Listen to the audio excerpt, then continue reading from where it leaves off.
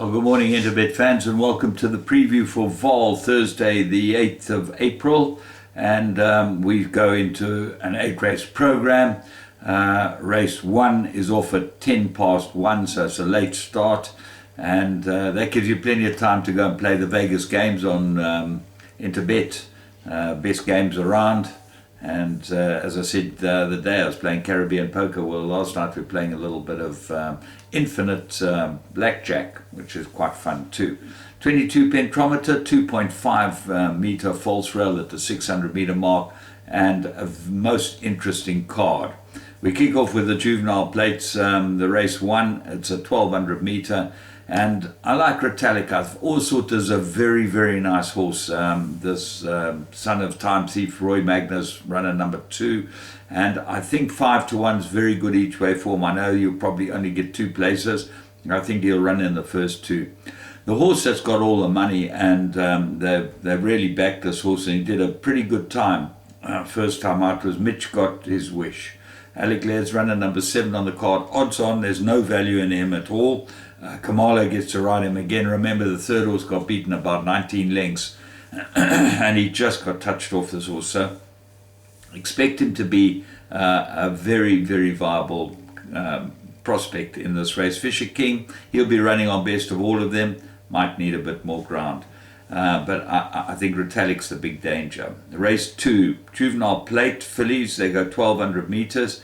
And here the favourite is Marigold Hotel from the Sean Terry stable, number 2. Won extremely well last time. Backed, heavily backed. May need the run was the comment, which is bullshit anyway. That's it. Didn't need the run. Cantered in and would be hard to beat here. But Quasi's Lady was fancied first time out and made a complete hash of the race. Ran all over the place. Purely on times, you would not think that Quasi Lady can beat Marigold Hotel. It was a very, very fancy win, Marigold Hotel's win, and a pretty good time too. So she's got to be very hard to beat, but I think the value might be in Quasi's Lady getting the 3 kilos. Bella Chica shows a lot of pace, and they should be the 3 that will fight it out. Race 3. 1600 meters, and this is down the straight at the Vaal because we're on the main track at the Vaal. I found a big result horse, number 9, Under the Radar. It's got fair form. This all run 5-6 lengths off them, gets the blinkers for the first time, and this might be exactly what she needs. So she's my top choice because the rest have had many runs. She's relatively unexposed, only have 4 runs. But the rest, like Bedo and Bride and Amber Glow Star, the 2 favourites from the St. John Grey Yard, Ferraris and Lorena ride them. So you've got the best riders on them. But they've 24 runs and 15 runs, and neither of them have won yet. And although Amber Glow Star was with our mate Romeo, I can't see either of these having much improvement to come, whereas Under the Radar definitely does have improvement to come. What else is there? Party Song definitely got a chance as well. St. John Grey's other runner. But I'm going each way Under the Radar, and hopefully that will get us through that leg. Race 4. Merit rated 104, 1800. Well, if you want to put on merit rated 104s the week after Champions Day and the Triple Crown Day, you've got to be absolutely crazy. All the best horses are running there. 1 week later to put on merit rated 104. Well, what you do is you have a horse that won his last start, Cornish Pomodoro. That was a week ago. You have horses that were on the sale, Nimcha, and you've got Don't Look Back running, which looks sharp for him. Sell High, he looks course and distance suited, 1 from 2 in one place with Stradum, rides him well too. So it's just basically a bad race, and programming is all about putting on the right races for the right horses, and they've completely messed this whole thing up. So what do you like? Well, pay your money, take your pick. I think Don't Look Back might be the answer. It depends on the pace.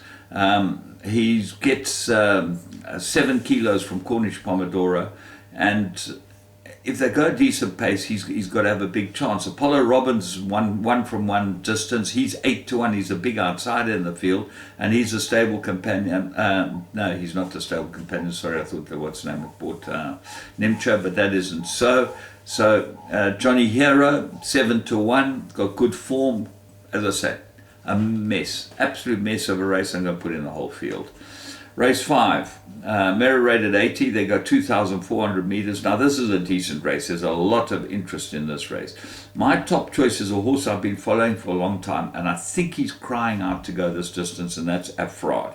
Got 53.5 on his back, he gets a top rider, he gets a decent draw, and I think this might be exactly what he's looking for. 14-1, tasty for me. I'm going to back him each way strongly. What are the dangers? Well, they're betting 5-2 Fred. I see no value in him at all, although his form is pretty good. I just can't see that he can be value above a horse like Bold Resolve, who certainly got a huge chance in this race. 2 very nice runs, only had 10 runs. Barak, look for big improvement. The blinkers have come off him, and Callum Murray gets back on him. And Cash Time, well, he's been a revelation since he's got himself into a bit of form, and he's run really, really well. So he's got to have a chance, but he's got to give 8 kilos to Afrod. I think Afrod's great value, so that's where I'm going. Race 6, Mera rated 72, fillies and mares, only going 2 horses here. I think that Lagertha is the right horse. She got pace. Draw 1 is a concern. Sometimes it's not the best place to be. But if Kamala just lets her stride, I think that she'll be very, very hard to beat. The horse that's a danger is drawn on exactly the other side of the course, the Villa Grand. Muzi rides this for Paul Matchett, gets the blinkers on. It's got some form, this. Don't worry, it will run very, very well, I would have thought, in this race. This looks like it's perfect for it. Although they say 1,000 short for it, I reckon that this is exactly what it's looking for with the blinkers. Race 7. This is the fillies and mares, 1,000 meters. I make it 3-cornered contest.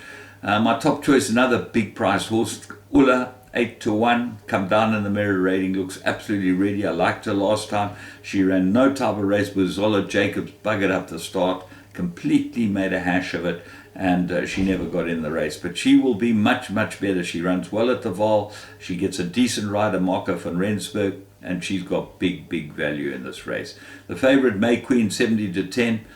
Heather Adamson's done a great job with this filly, and she's a 4-time winner from 17. Pierce Stratham gets to ride her. She's got to go very close. Glotoria looks like the main danger to those two, and I'm putting all 3 in everything.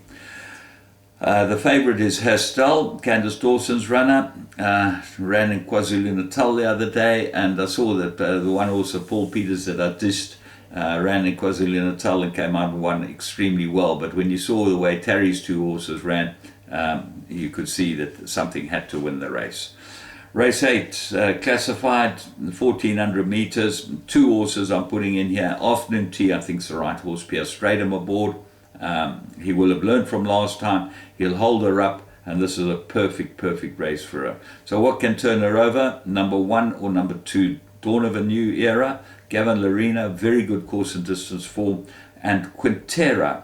Take a close look at this. This might be very well rated in a race like this. Golden Spoon, back with Waishong Mawing aboard, so jockey and horse 1 from 1.